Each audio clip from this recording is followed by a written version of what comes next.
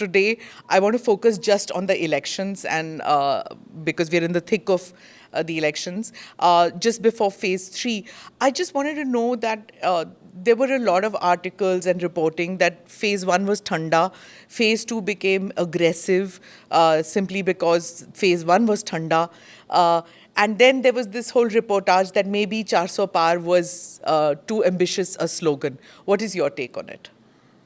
Smita ji, in any electoral process, more so in India and more so in the current Indian context, where a party led by a hands-on Prime Minister has already enjoyed and served the country for 10 years and is on the verge of claiming another 5 years by virtue of its work.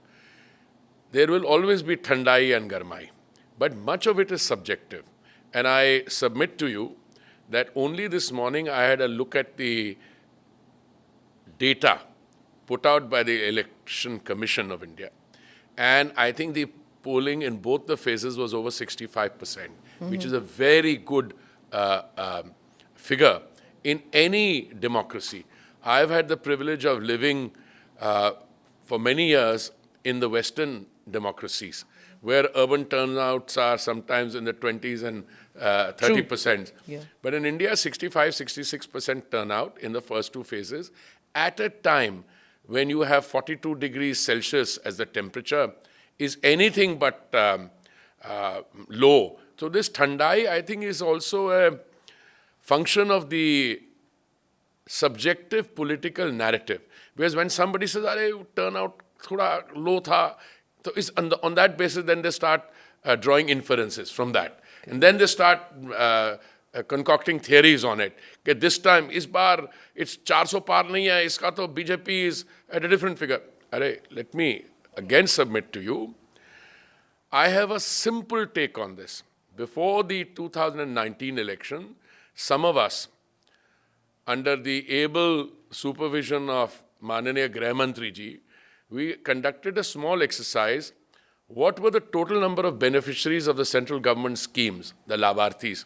And we came to the conclusion there were 22 crore.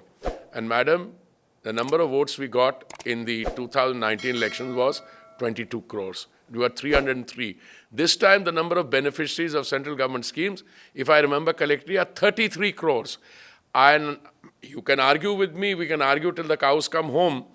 Does every beneficiary vote for the government? You could say, maybe yes, maybe no. But I have a theory that if somebody is a beneficiary of a government scheme, not only is he or she inclined to vote for the government, but all those who come in touch with them are also equally inclined to vote in that direction. So I think we are approaching these next phase of elections, first two already over, with a good 65% turnout. Next phase with that confidence.